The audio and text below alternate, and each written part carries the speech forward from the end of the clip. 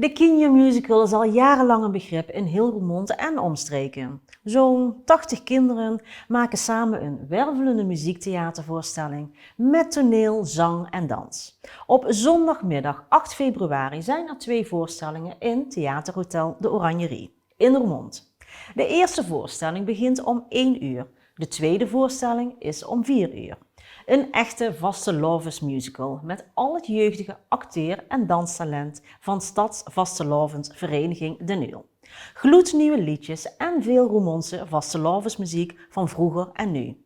Onder de titel Sahara Zandje is dit een humoristisch eerbetoon aan de geschiedenis en toekomst van vastelovend in Remeun. Na de voorstelling is er nog tijd voor een gezellige nazit waarbij iedereen onder het genot van een drankje nog lekker kan napraten. Kaartjes zijn te koop bij Theaterhotel de Oranjerie in Roermond.